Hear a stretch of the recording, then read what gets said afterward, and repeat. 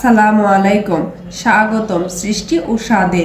রান্নার জগতে সৃষ্টির নতুন স্বাদ নিয়ে আমরা হাজির। আজ আমরা শিখব অতিথি আপ্যায়নে মিষ্টি কুমড়ার লাড্ডু রেসিপি, যা সহজ, সুস্বাদু আর একেবারে ঘরোয়া। মিষ্টি কুমড়া দিয়ে যে কত সুন্দর লাড্ডু বানানো যায়, আপনারা পুরো ভিডিওটি না দেখলে বুঝতে পারবেন না। তাহলে চলুন শুরু করি আমাদের রান্নার যাত্রা। মিষ্টি কুমড়ার লাড্ডু বানানোর জন্য আমি প্রথমে পাকা মিষ্টি কুমড়া নিয়েছি। এখন মিষ্টি কুমড়াটাকে সুন্দরভাবে পিস পিস করে কেটে নেব। চুলায় একটি পাতিল বসিয়ে দিয়ে সেখানে কেটে রাখা মিষ্টি কুমড়া দিয়ে দিয়েছি। দিয়ে দিচ্ছি আগে থেকে গরম করে রাখা দুধ।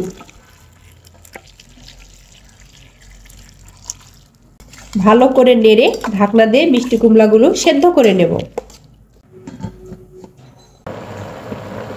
মিষ্টি কুমড়াগুলো খুব সুন্দরভাবে সেদ্ধ হয়ে গেছে। এখন এগুলোকে আমি ম্যাশ করে নেব। চুলায় একটি প্যান বসিয়ে দিয়ে সেখানে দিয়ে দিচ্ছি 2 টেবিল চামচ ঘি। এখন প্যানে দিয়ে দিচ্ছি ম্যাশ করে রাখা মিষ্টি কুমড়া। মিষ্টি কুমড়াটাকে ঘির সঙ্গে কিছুক্ষণ ভেজে নেব, যাতে করে মিষ্টি কুমড়ার কাঁচা গন্ধটা দূর হয়ে যায়। এ পর্যায়ে দিয়ে দিচ্ছি 2 কাপ চিনি। চিনির পরিমাণটা আপনারা আপনাদের পছন্দ অনুযায়ী দেবেন।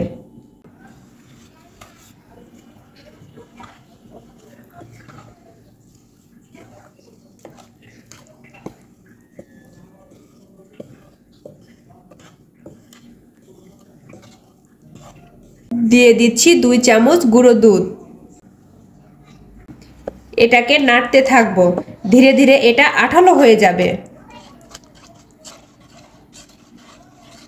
আঠালো করার উদ্দেশ্য হচ্ছে যাতে লাড্ডুর শেপ দেওয়া যায়। মিশ্রণটা হয়ে গেছে, এখন চুলা থেকে নামিয়ে ঠান্ডা করে নেব।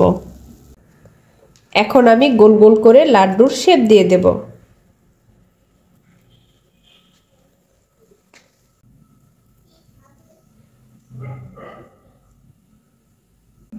আমি এভাবে গোল গোল করে শেপ দিয়ে নিয়েছি, আপনারা আপনাদের ইচ্ছে অনুযায়ী দিয়ে নেবেন।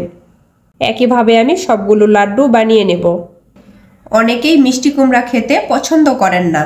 এইভাবে লাড্ডু বানালে একবার খেলে বারবার খেতে চাইবেন। আপনারা বাসায় একবার হলেও অবশ্যই ট্রাই করবেন। ভিডিওটি ভালো লাগলে লাইক করুন, আর এ ধরনের মজার মজার খাবারের রেসিপি পেতে আমাদের চ্যানেলটি সাবস্ক্রাইব করে সাথে থাকুন। ভালো থাকবেন। আল্লাহ হাফেজ।